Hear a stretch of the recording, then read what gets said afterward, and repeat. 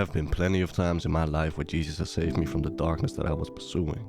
See, now I used to be one of these people that would tell you to embrace the suffering, because you're gonna suffer in this life, and it's important to understand how to deal with that suffering and progress through it, to endure it, and to not let that suffering take you away from what you're supposed to be doing, from your love and from your purpose and from yourself. See, now what Jesus has done is something that I've always wanted in my life, which was to find myself. I had this exhaustion point in my life where I could not recognize any part of myself anymore, and that led me on to a path of 16 years of trying everything there is to find myself back, trying to find a way to come back to who I was, at least who I thought I was. But all that road did was lead me into being a person that was perfectly suited to help the person that I was as a child, to help that person that I was in the moment where I couldn't recognize myself. And even though you could say that that's a beautiful thing, that's not authentically me. That Jesus decided to step in. But it was only after I decided to let him step in.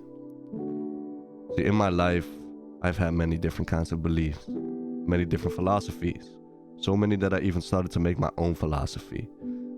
But once I actually surrendered to Jesus and actually just gave it all up to him, that's when he stepped in. And that's how he has now put me into a place where I can say that I'm truly, authentically myself, and I'm rich in my relationship with God. I have all I need already. Any kind of suffering, trouble, or thing that I'm dealing with, I'm not dealing with it alone. I get to wake up and thank God for being with me, never being alone again. Live in a kingdom of happiness, love, and grace.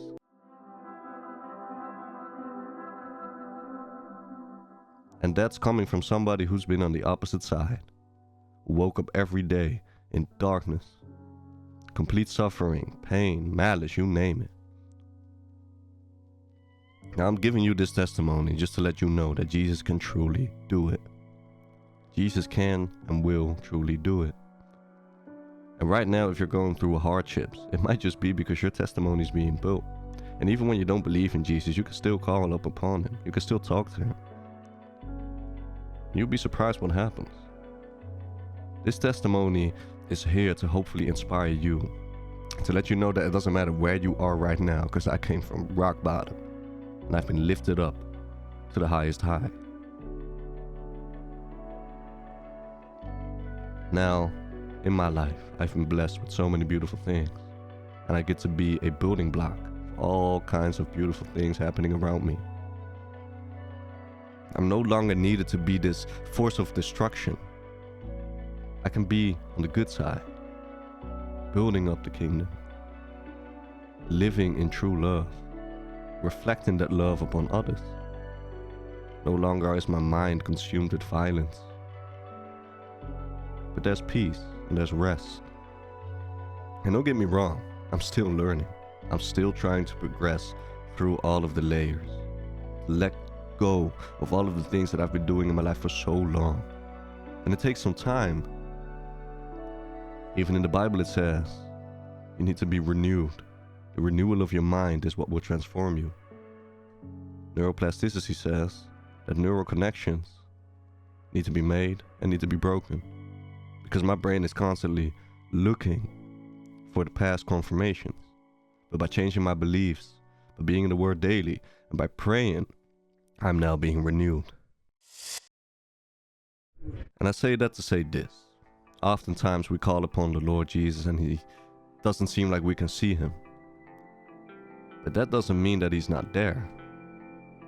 Because how would you expect to see him when all of your life you've been looking at the world?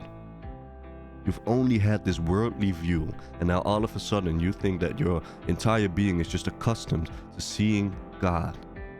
No, that takes time. That takes training. That takes renewal.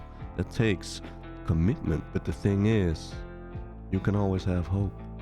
And you can go through that commitment with the reassurance and the promise that God will help you. This is what it means to have faith. I understand that maybe you want all the facts before you can truly believe in God. What will beat the facts every single time is once you do finally see him, But once that miracle comes in, or once that saving comes in that you desperately need in that moment, you will be 100% sure about the reality that is God, that is Jesus. So do not lose hope. Do not try to do it all alone. I've done that. And like I said, it took me way too many years to come to who I truly am. To finally live the life that I'm supposed to be living. You don't have to follow that path. You don't have to do the same. I'm telling you this from a genuine heart, because I know what it's like. And if this has touched you in any way, shape, or form, then I encourage you to give God a chance. To truly open up your heart to Him, instead of all of that heartbreak. Let Him pick up the pieces instead of you looking in the dark for pieces that you cannot even see and putting them back together just for it to be broken again. Let God do it. He sees everything. He knows you better than you know yourself. And He loves you more than you can imagine.